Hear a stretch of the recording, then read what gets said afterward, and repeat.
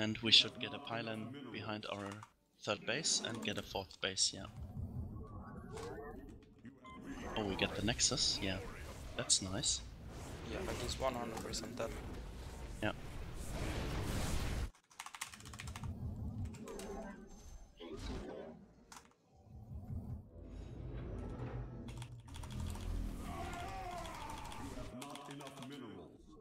So let's get 4 Immortals.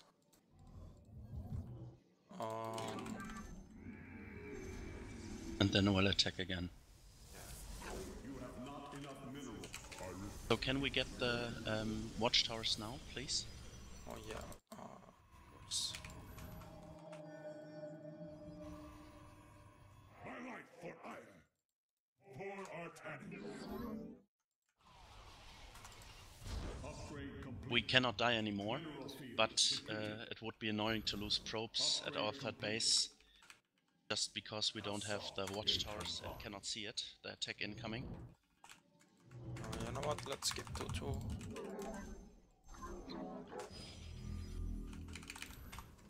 We shall stand The first reactive we play as Zerg, Protoss and Terran. You should play reactively in the higher leagues, and these are small adjustments to the build order. If you're not sure if you can kill the opponent, just get to 2 anyway. But we will kill him with the next attack. Yeah, like it really doesn't matter.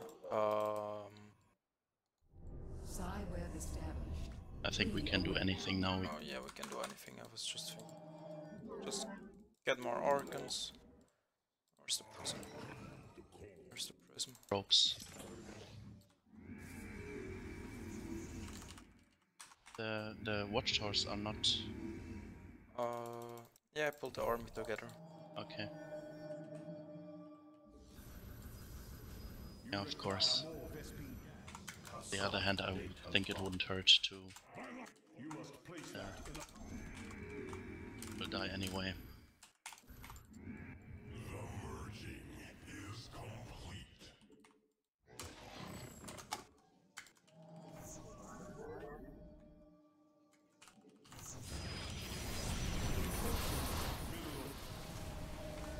We will now kill him. An additional weapon, I think. Press force field. Good idea against Archons. That's GG. Yeah, the charge attack killed him. You can do whatever you want after that point. Yeah. Just let's jump right into the replay.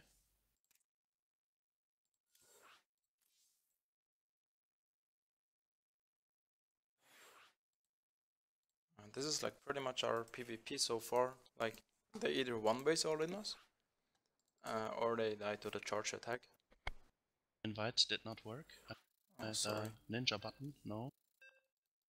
Yeah, I need to get out of the replay.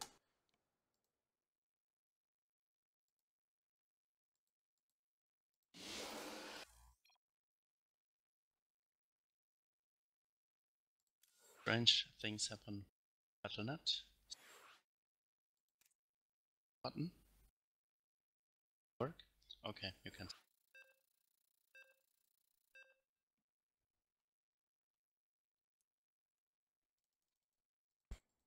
Yeah, this I totally agree. If they play one base all in, we have to defend. But if they expand, the charge attack kills them. But this is right now the exact same thing about Zerg 2. Yeah, true.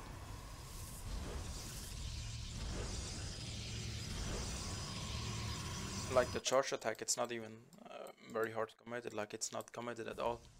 I think you could do the exact same It's charge. totally greedy what we play. We play only a charge attack on almost 3 gates, which is not even close to an all-in. And then we expand to 5, which is not even close to an all-in on 2 base. and we get a third base at 4 minutes, 4 minutes 30. Yeah, like technically, if you really want to hit a hard charge timing, you can have like double as many zealots when you go like 2 base, like a 7 gate timing. So yeah, the Stalker, a Zealot, Mothership Core, Pylon, and the Sentry. And we scouted everything, which is total, which sums up what we want to do with this 3 zealot attack. Yeah, of course, if we can do damage, that's fine too, but we couldn't have. We retrieved our, we rescued our 2 zealots because he would just photon overcharge a pylon where we would attack his probes. So like he had totally no fine. probes. He had no probes at the natural. Yeah, Why he had a building probe also, so we could have tried to snipe that, but Oh, yeah, I think building probe. I think that's totally fine. Was the completely right call to do. So I will jump into our vision now. This guy is not building probes, Yeah, and this is his major problem. as you can see, We are already 10 probes ahead, Exactly. and we'll get a third base, so we'll just get even more ahead. You can fast forward it now. This is one of those guys that is afraid of harassment. He built 2 cannons in the main.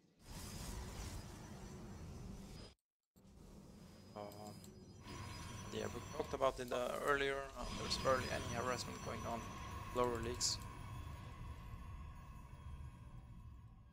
Yeah.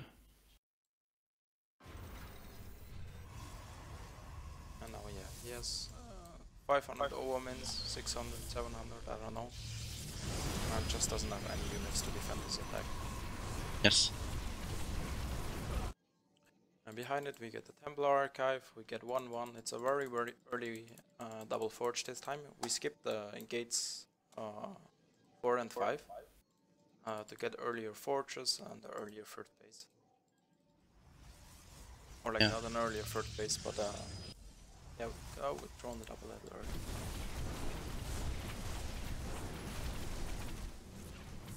And since we killed his Nexus, we decided not to get 2-2. I would strongly recommend that in GoTeed you always get 2-2 because this game is won.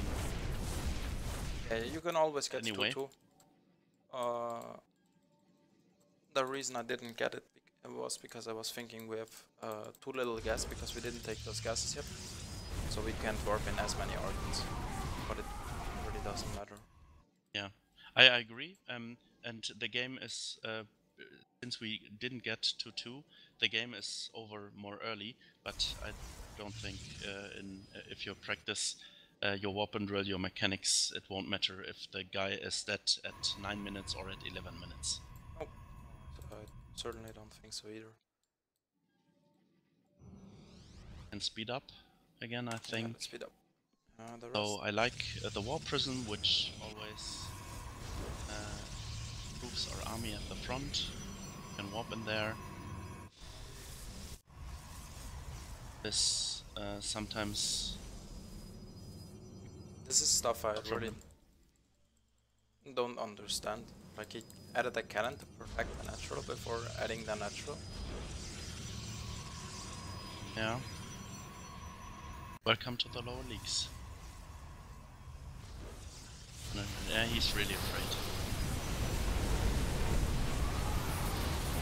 But of course, our army value is way higher. Yeah, and we have 70 workers. We could lose our army 3 times. We would still win. Yeah. And this is a common mistake in the lower leagues too. I will just point it out. He has better upgrades than we have.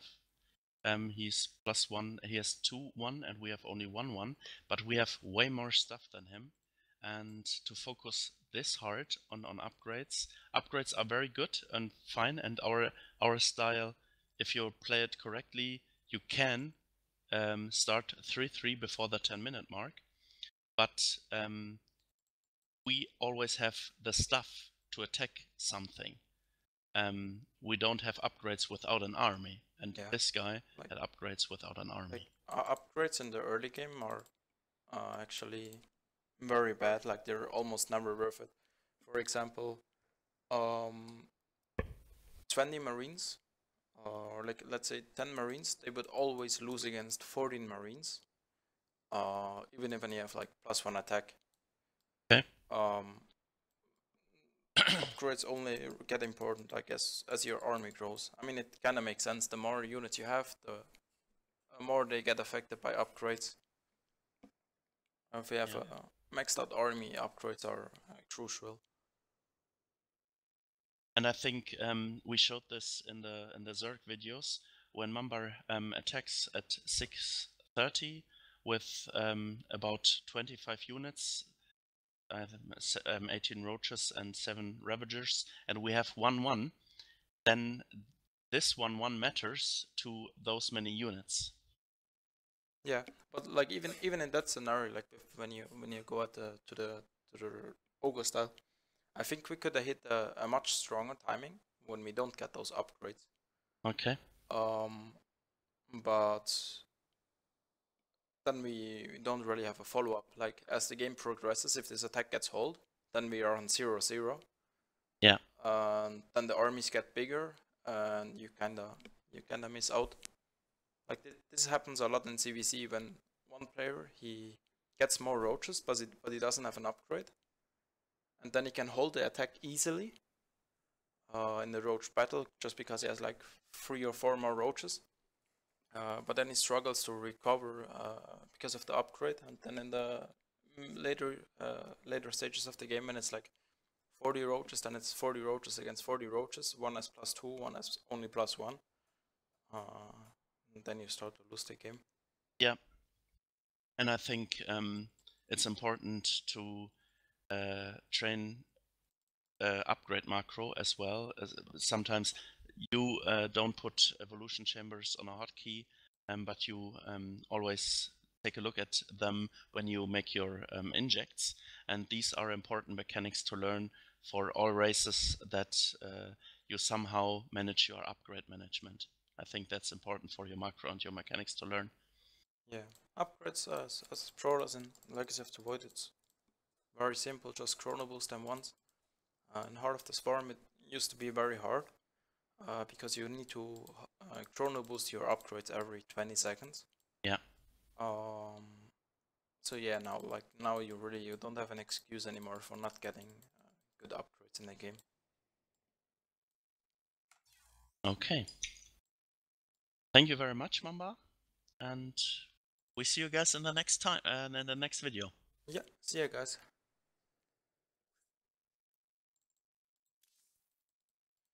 Okay, ich lade die Replays Dann gleich noch Stream hoch. beenden.